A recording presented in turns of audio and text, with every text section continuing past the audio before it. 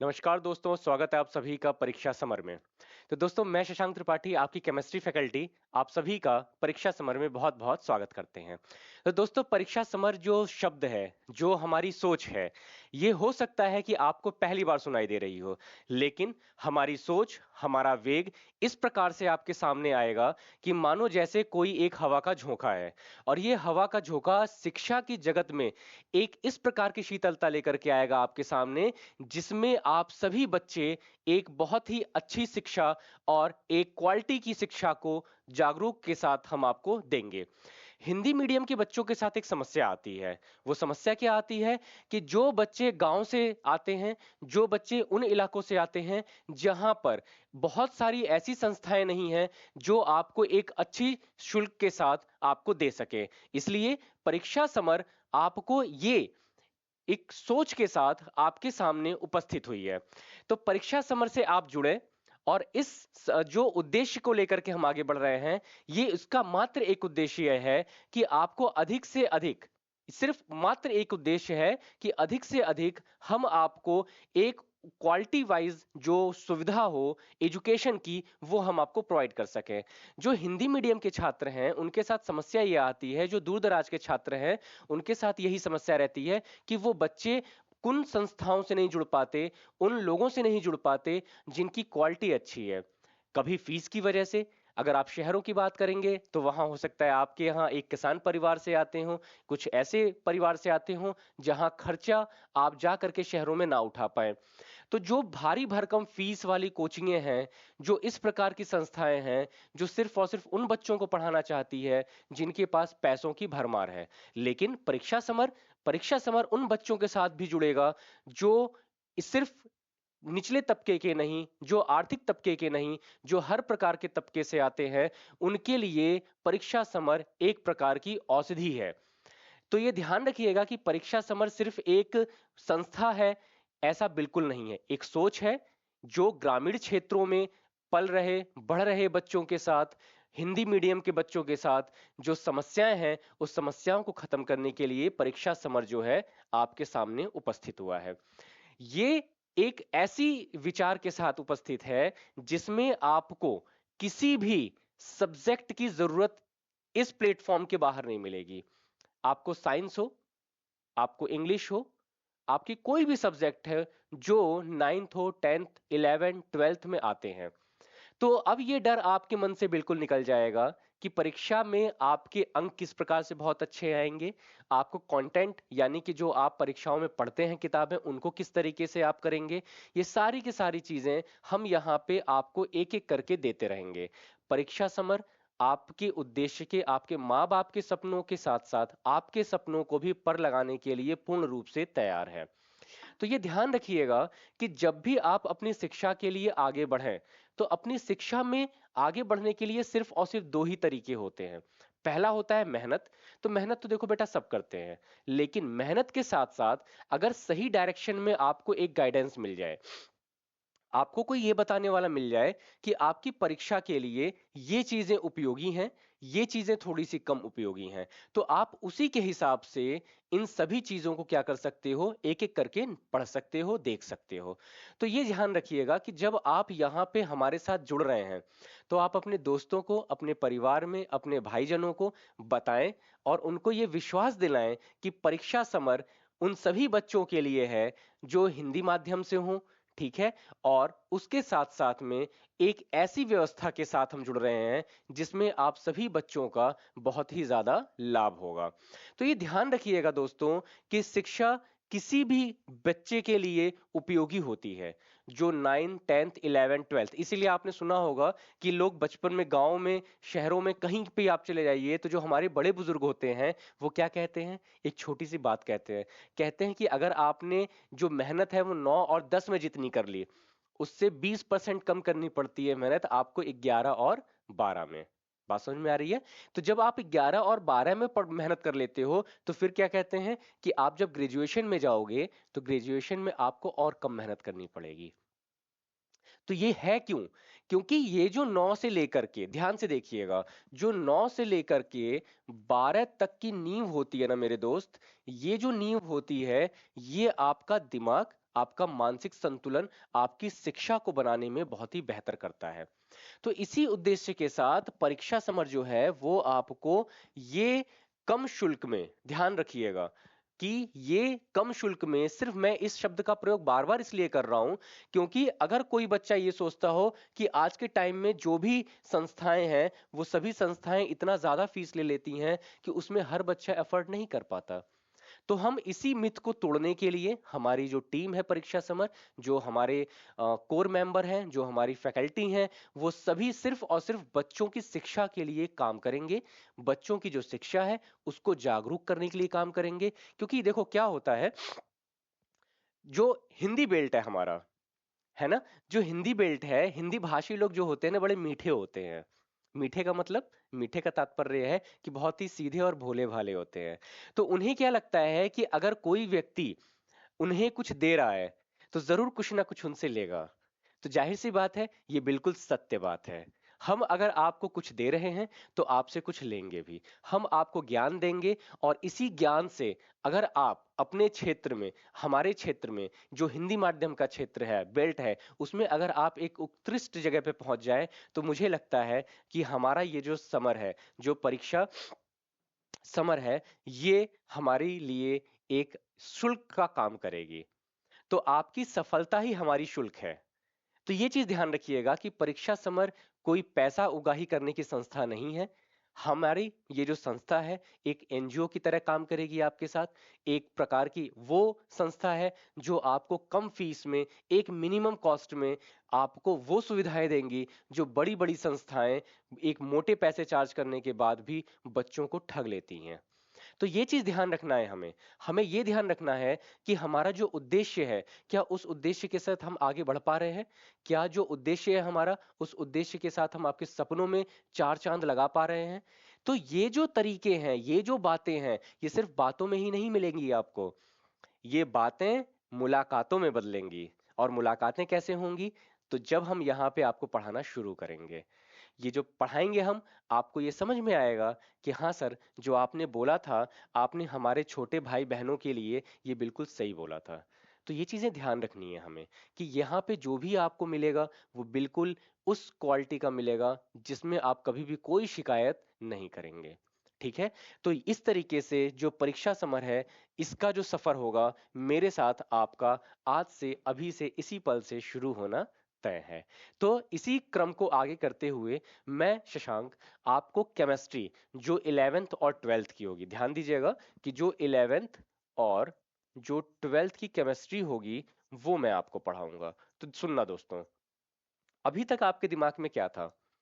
जैसे आप लोग जनरली, एक हम लोग भी जब पढ़ते थे, मैं यूपी बोर्ड से ही आता हूँ, तो हम लोग के साथ बड़ी एक समस्या होती थी कि कंटेंट कहाँ से लें, पूछें किससे, क्योंकि आपको पता होगा कि मास्टर साहब लोग पहले डंडा, अब तो डंडे का भी जमाना चला गया है ना, तो सूत देते थे। सूतने का मतलब समझते हो ना, कि एक डंडा मार दिया तो हम 2 दिन तक डाउट नहीं पूछते थे उनसे। तो अब हमने वो चीजें झेली हुई हैं, हमें पता है कि बच्चा जो है वो कहाँ पे डरता है। तो जैसे आप लोगों भी अपने स्कूलों में तो कहावत फेमस ही होगी, है ना, कि फिजिक्स केमिस्ट्री बड़ी बेवफा, रात को रटो तो सुबह को सफा। तो इसी मिथ को तोड़ने के लिए अब हम लोग आपके साथ 24/7 जुड़े रहेंगे, आपके फोन में, आपके दिमाग में। तो ये चीजें ध्यान रखिएगा कि अगर आपको इन दोनों क्लासेस में कहीं पे भी अब आपको केमिस्ट्री जो है वो आपको कभी भी परेशान नहीं करेगी, उसका एक कारण है। देखो, जनरली क्या होता है कि जो अध्यापक या जो भी आप जिससे भी जुड़े हुए हों अभी तक, वो आपको क्या करते हैं, सिर्फ पढ़ाते हैं।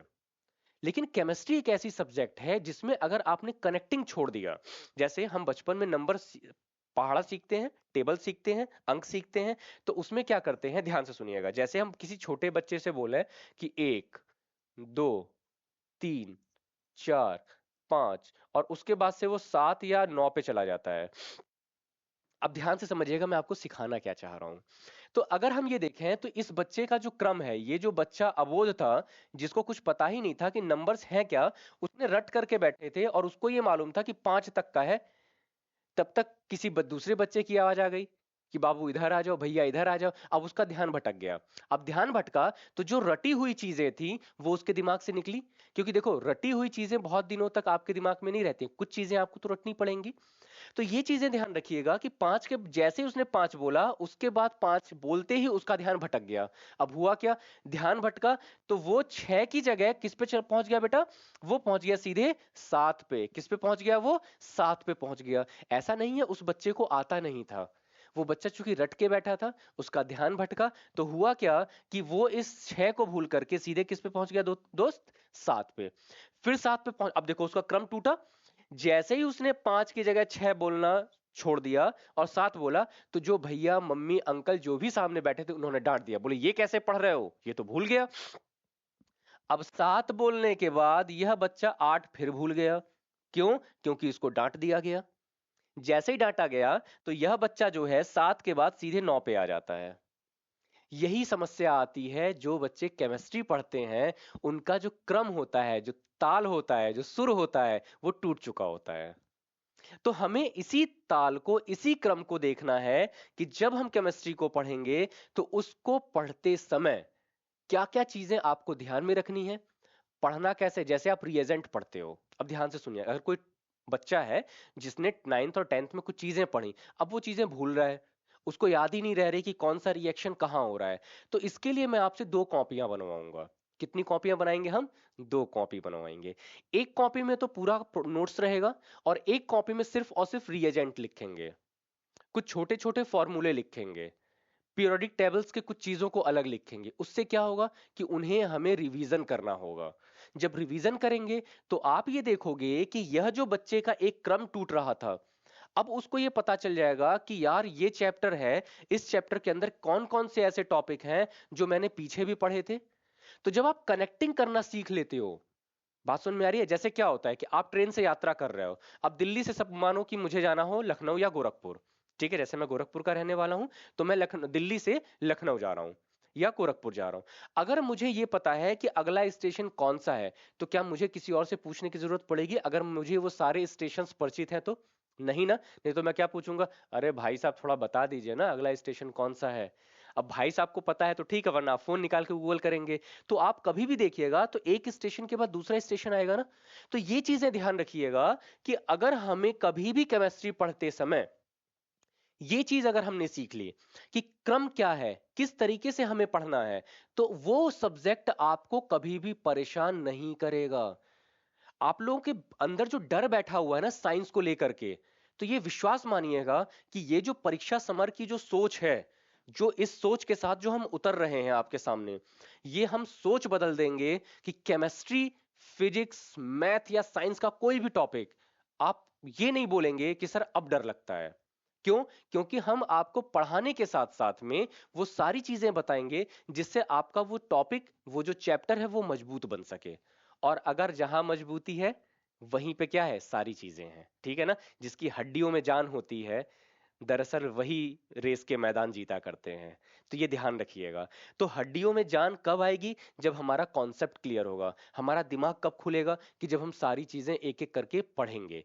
तो ये सारी चीजें हमें यहाँ पे देखनी है। तो चलिए फिर परीक्षा समर का ये एक और यहाँ से स्टार्ट करते हैं और देखते हैं कि मैं आपके लिए आज क्या क्या लेकर के उपस्थित हुआ हूं। चलिए, अब देखिए, आज एक बहुत ही छोटा सा टॉपिक है, लेकिन बहुत ही प्यारा टॉपिक है।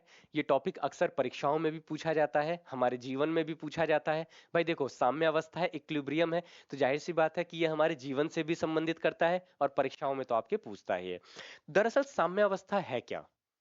तो साम्य अवस्था में क्या होता है कि जैसे मान लीजिए कि यहाँ पे, अगर मैं बिल्कुल पहले बेसिक से समझाता हूं कि ये जो है, इस प्रकार से अगर कभी भी आपको एरो मिल जाए, तो आप ये समझेंगे कि ये किसको दर्शाता है।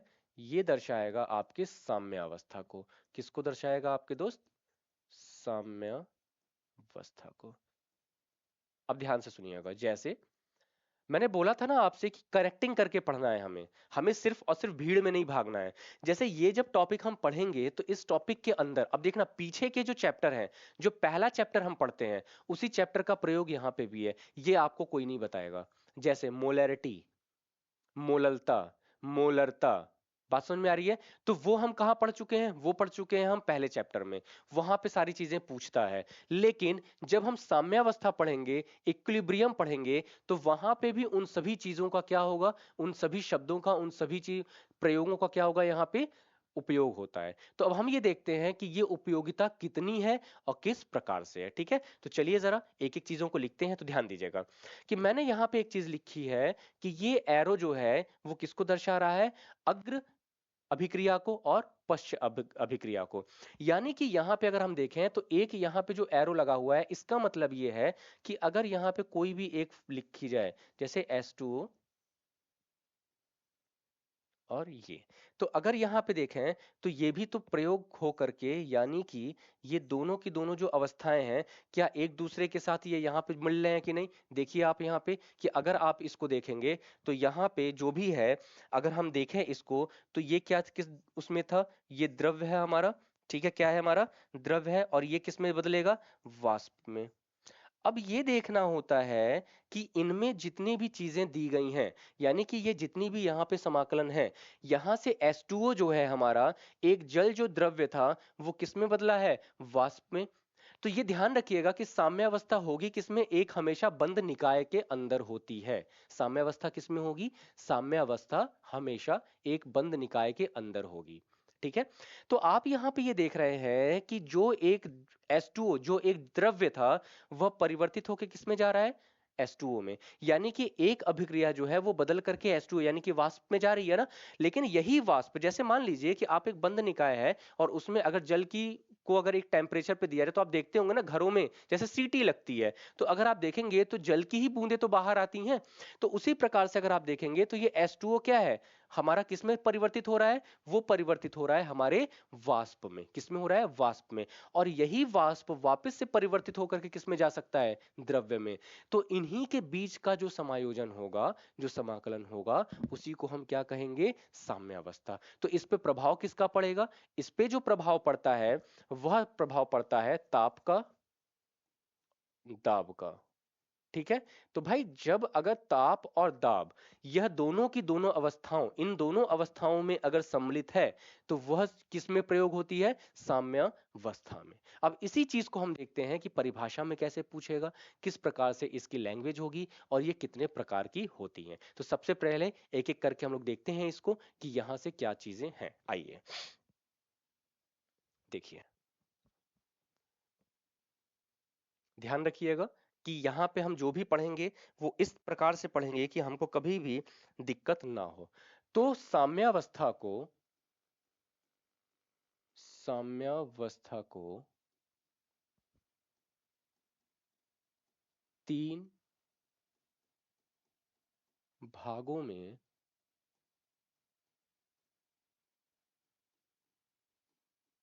विभाजित करते हैं। ठीक है, आइए अब अगर हम यहाँ पे बात करें तो, या फिर तीन भागों की जगह तीन समूह लिख देते हैं, वह ज्यादा उचित होगा। तो अगर हम यहाँ पे लिख देते हैं तीन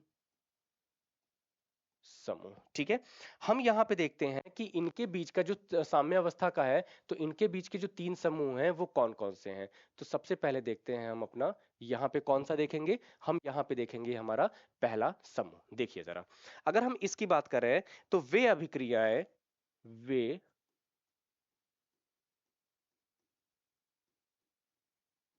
वे अभिक्रियाएं जो लगभग पूर्ण हो जाती हैं, जो लगभग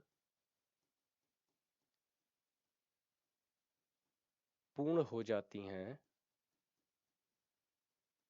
ठीक है, तो ये ध्यान रखेंगे कि जो पहली, यहां पे मैंने क्या बोला, ये जो तीन समूह हैं, इन तीन समूहों में से जो हम पहली अभिक्रिया को रखेंगे, वो अभिक्रिया क्या होगी हमारी, जो पूर्णतः क्या हो जाए, लगभग जो है यहाँ पे पूर्ण हो जाती है। मतलब तथा यहाँ पे जो सांद्रण है क्या होगा हमारा, जो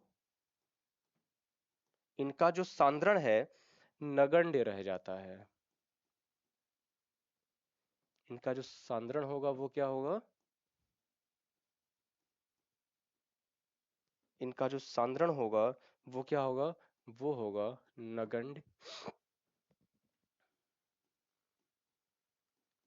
रह जाते हैं। ठीक है, तो पहला ये होगा। दूसरा देखते हैं, तो जब हम दूसरा देखते हैं तो इसमें जो होगा, जिनमें जिनमें उत्पाद जिनमें उत्पाद कम मात्रा में बनते हैं। तो ये ध्यान रखेंगे कि यहाँ पे जो हम साम्यावस्था को जो 3 समूहों में विभाजित कर रहे हैं, उसमें जो प्रथम है, उसमें क्या है कि ये अभिक्रियाएं जो लगभग पूर्ण हो जाती हैं, लेकिन सांद्रण क्या होगा, नगण्य रहेगा। ये कभी कभी जो हमसे ऑप्शन बना करके क्वेश्चंस पूछे जाते हैं ना, उसमें ये चीजें डाल के पूछ ली जाती हैं। ठीक है, विशेषता के आधार पर या 3 समूहों में से या कौन सा है कौन सा नहीं है। तो इस बात का आपको ध्यान रखना होगा कि पहला जो है, इसमें क्या है हमारा कि वे अभिक्रियाएं जो लगभग पूर्ण हो जाती हैं, सांद्रण क्या होता है उसमें, नगण्य रहता है। और दूसरा क्या होगा कि जिसमें क्या है हमारा, जिसमें उत्पाद क्या है, उत्पाद का मतलब क्या होता है, प्रोडक्ट। जैसे यहां पे अगर हम देखें तो ये जब H2O परिवर्तित हो रहा है जल द्रव्य से वाष्प में, तो क्या ये इसका प्रोडक्ट है। और जब ये H2O जब इधर परिवर्तित हो रहा है तो क्या ये इसका प्रोडक्ट है। तो यही चीजें आपको वहां पे मैं बता रहा हूं कि जहां पे क्या है हमारा जो सांद्रण है, वो सॉरी माफ कीजिएगा, जो उत्पाद है वो क्या है, कम मात्रा में बन रहा है। ठीक है, चलिए एक तीसरा अंतिम देखते हैं। बेसिक को पहले क्लियर करेंगे, उसके बाद से देखेंगे क्या है। अब इसमें क्या होगा, वे अभिक्रियाएं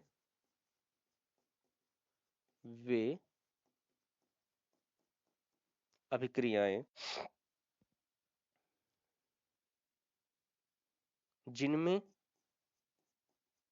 वे अभिक्रियाएं जिनमें अभिक्रियकों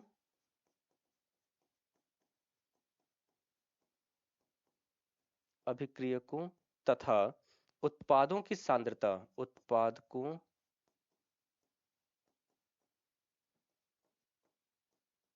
की सांद्रता उत्पादों की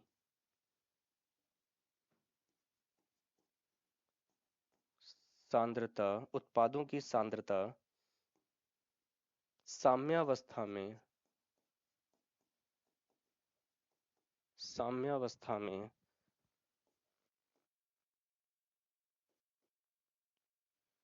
तुलना योग्य हूं। ठीक है, तो पहली चीज हमको ये ध्यान रखनी है कि मैंने क्या बोला कि जो साम्यावस्था है उसको हम कितने भागों में बांटेंगे, तो उसको हम लोग साम्यावस्था को बांटते हैं कुल 3 भागों में। ठीक है, इसमें अगर आप देखेंगे तो यहाँ पे क्या होगा, वे अभिक्रियाएं जो लगभग पूर्ण हो जाती हैं, सांद्रण लेकिन क्या हो जाए, नगण्य रह जाता है। ठीक है, दूसरा क्या होगा, जिसमें जो उत्पाद है वो क्या हो, बिल्कुल ही कम मात्रा में बना हो। और तीसरा क्या है, वे अभिक्रियाएं जिनमें अभिकारकों तथा उत्पादकों की सांद्रता साम्यावस्था में तुलना योग्य रह जाए। जैसे मान लीजिए कुछ बच्चे ऐसे हैं क्लास में जिनके नंबर बराबर आए हों, तो अगर उनमें तुलनात्मक करना होगा तो कुछ तो होना चाहिए ना, उनके रिजल्ट का, उनके पर्सनालिटी का, है ना। तो वही चीज यहाँ पे बताया गया है कि वे अभिक्रियाएं जिनमें अभिक्रियकों तथा उत्पादों की सांद्रता साम्यावस्था में तुलना योग्य होगी, वही हमारी क्या है, तीसरी यहाँ पे विभाजित है। ठीक है, अब ये देखते हैं यहाँ पे कि इनके साथ साथ में और चीजें क्या हैं, कि जो हम यहाँ पे देखते हैं कि कितने प्रकार के ये होते हैं। तो जब हम साम्यावस्था को विभाजित करते हैं तो साम्यावस्था को कितने प्रकार के होते हैं वो देखते हैं। तो साम्यावस्था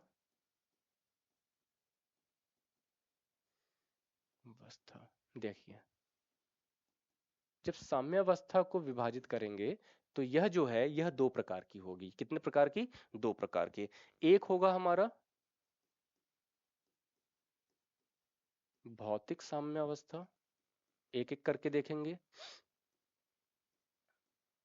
भौतिक साम्यावस्था, ठीक है। और एक जो होगा हमारा,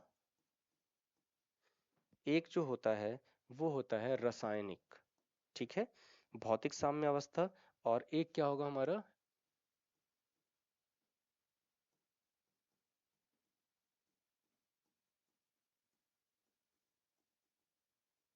साम्यावस्था। ठीक है, यह 2 प्रकार की साम्यावस्था हमें यहाँ पे पढ़नी है जो हमारी परीक्षाओं में पूछी जाती हैं। बात समझ में आ रही है। अब ध्यान दीजिएगा, अब जैसे अगर हम इसकी बात करें कि यहाँ पे कौन कौन से ऐसी कारक हैं, मतलब यहाँ पे अगर हम देखें कि क्या क्या और हैं इसके अंदर, तो जैसे होता क्या है कि अगर हम इसको समझें तो यहाँ पे जो फेज ट्रांसफर होता है यानी कि रूपांतरण, जैसे हम ये देखें तो अवस्थाओं अवस्थाओं का रूपांतरण। तो जब हम अवस्थाओं का रूपांतरण देखते हैं तो इसका मतलब है क्या, जब ट्रांसफर देखेंगे ना, तो अगर ट्रांसफर देखेंगे तो इनमें कौन कौन सी चीजें हैं, तो हमारा ये जो होगा ये होगा हमारा टाइप 1, ये क्या होगा हमारा, ये होगा हमारा टाइप 1, ठीक है, और ये जो होगा ये होगा हमारा टाइप 2, या तो भाग 1 भाग 2 इसको बोल देंगे, ठीक है। अब देखिए जब हम इसकी बात करते हैं, यहां से किसकी बात करेंगे हम लोग जब इसकी बात करते हैं तो यहाँ पे क्या क्या है कैसे हैं देखते हैं जरा।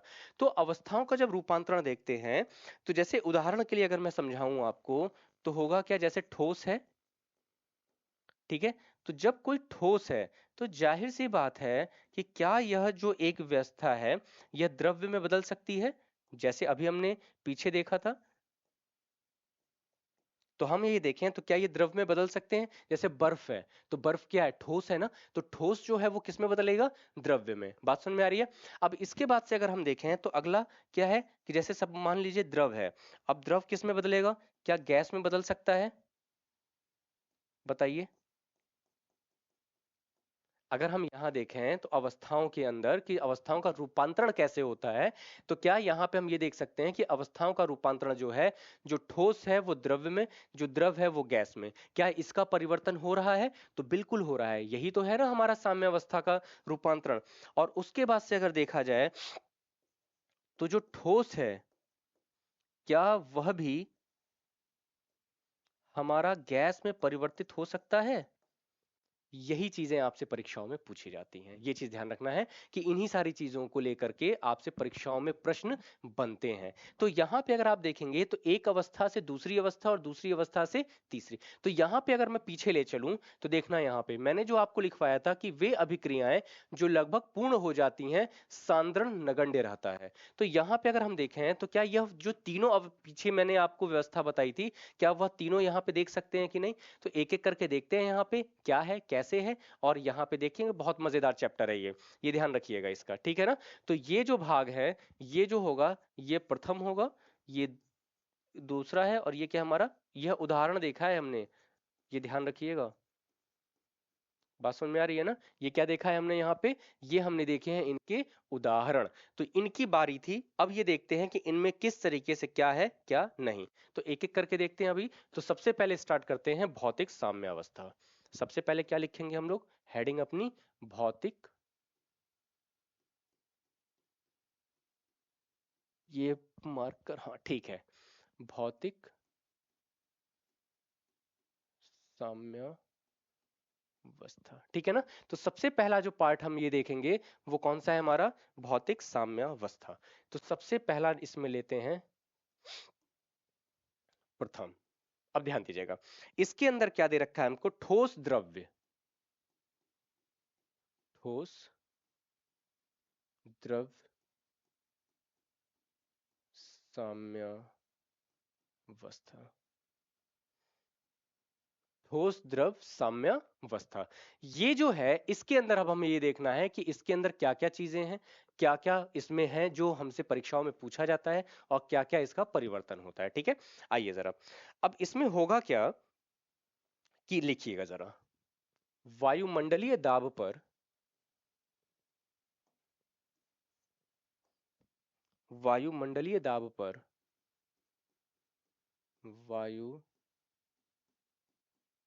वायुमंडलीय दाब पर,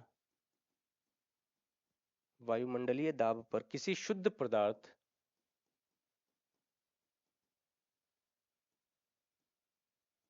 किसी शुद्ध पदार्थ के लिए वह ताप, के लिए वह ताप जिस पर ठोस,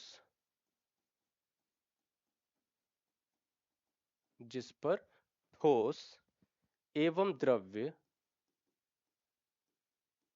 एवं द्रव्य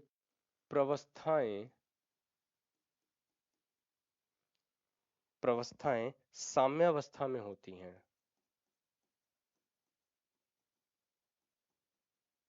साम्यावस्था में होती हैं। पदार्थ का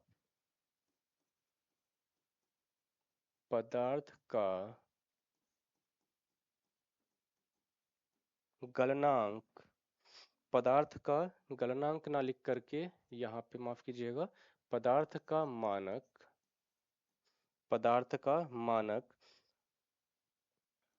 गलनांक पदार्थ का मानक गलनांक या मानक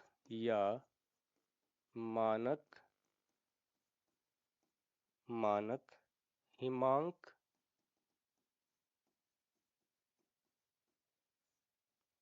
कहलाता है।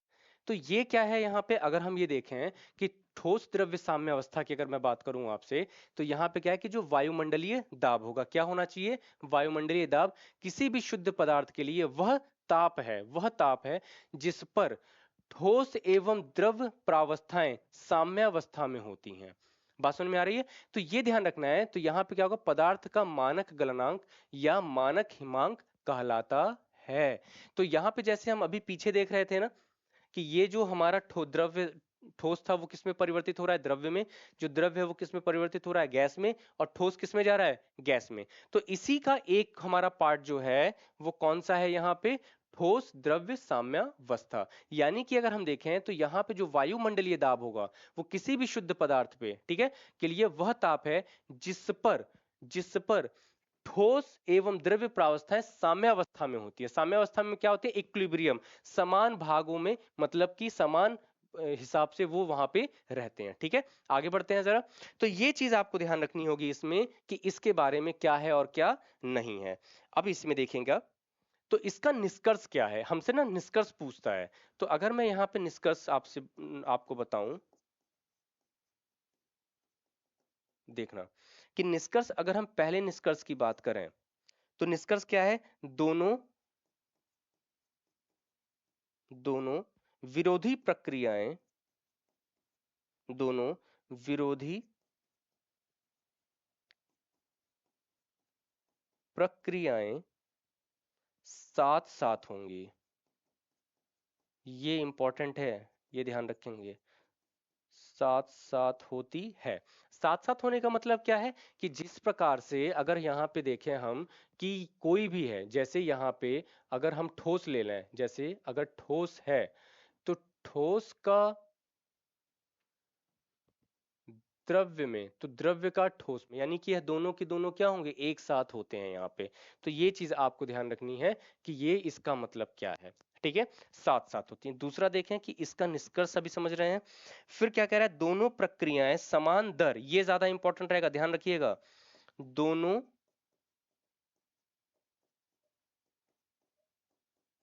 प्रक्रियाएं समान दर से होती हैं। ऐसा नहीं होगा कि एक का जो वेग है, एक का जो है वो तेज रहे और एक का स्लो, नहीं, दोनों क्या होंगी, समान उससे होंगी, दर से होंगी। ठीक है, इसमें बर्फ एवं जल का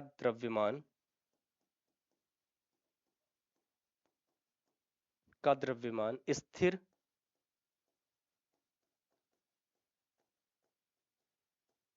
रहता है। अब ये ध्यान रखिएगा मेरे प्यारे दोस्त कि यहाँ पे जो आपने अभी देखा है, ध्यान दीजिएगा, तो सबसे पहले ये जो है यहाँ पे कि दोनों विरोधी प्रक्रियाएं क्या होती हैं, साथ साथ। ऐसा नहीं है कि ये अलग अलग हो रही हैं, नहीं, साथ साथ होंगी। दूसरा कह रहा है दोनों प्रक्रियाएं समान दर से, किस दर से होंगी मेरे दोस्त, समान दर से। देखो केमिस्ट्री में नंबर आपको कभी भी पेज भरने से नहीं मिलेगा।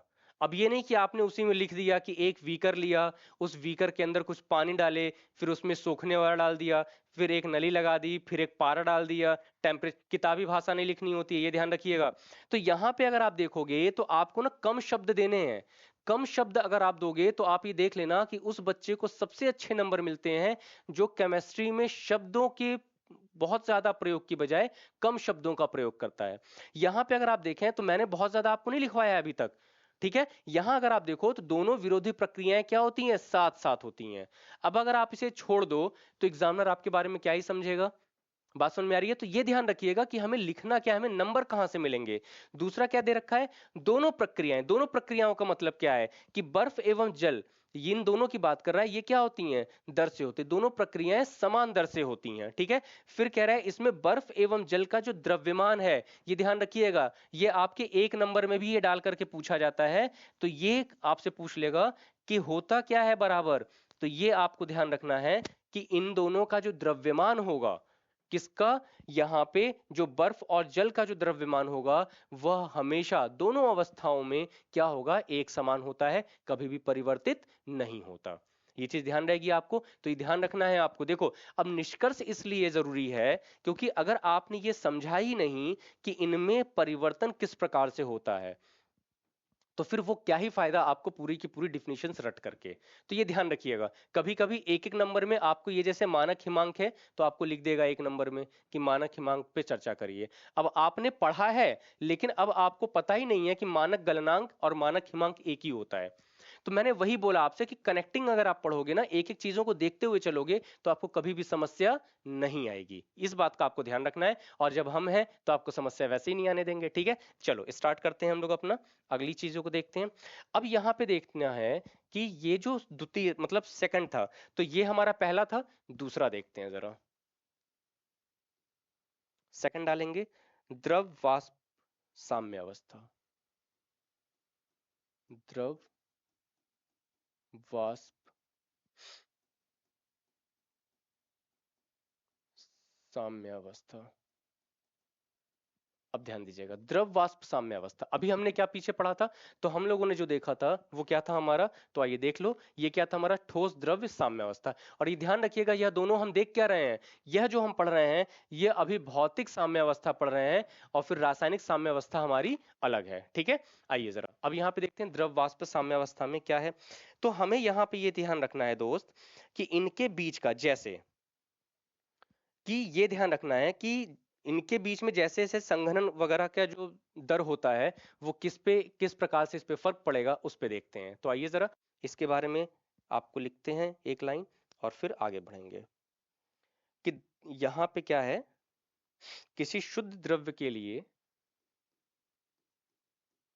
किसी शुद्ध द्रव के लिए, किसी शुद्ध द्रव के लिए एक वायुमंडलीय,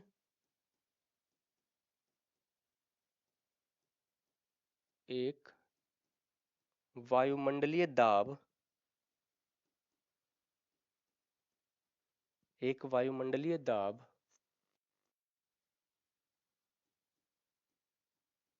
एक वायुमंडलीय दाब पर वह ताप, पर वह वह ताप जिस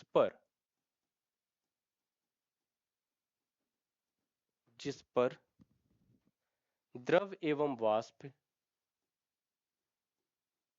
द्रव एवं द्रव एवं वाष्प साम्यावस्था में हो, साम्यावस्था में हो, द्रव का समान क्वथनांक, द्रव का हो द्रव का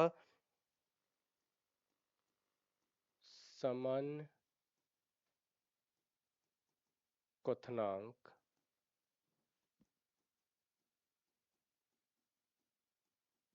कहलाता है।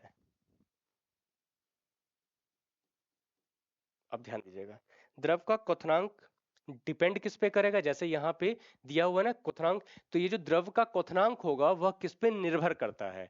तो ध्यान रखेंगे, द्रव का क्वथनांक वायुमंडल पर निर्भर करता है। ये किस पे निर्भर करेगा? यह जो निर्भर करेगा, द्रव का जो क्वथनांक होगा वो किस पे निर्भर करेगा? हमारे वायुमंडल पर निर्भर करता है। ठीक है, आइए नीचे लिखते हैं जरा। तो ये जो होता है, यह स्थान के ऊंचाई, यह भी जो किस पे निर्भर करेगा? स्थान के, या फिर पूरा लिख देता है, यह स्थान के, यह स्थान के ऊंचाई पर निर्भर करता है। ठीक है, अब अगला क्या है इसमें? अब जब इस पे निर्भर करेगा तो ये है क्या कि मतलब कब घटना चाहिए, कब घटना चाहिए और कब बढ़ना चाहिए। तो ये पहली चीज थी। इस पे सेकंड चीज देखते हैं जरा, कि अगर हम इन पे चर्चा करें तो यहां पे क्या होगा कि अधिक अधिक उन्नताश उन्नताश पर द्रव का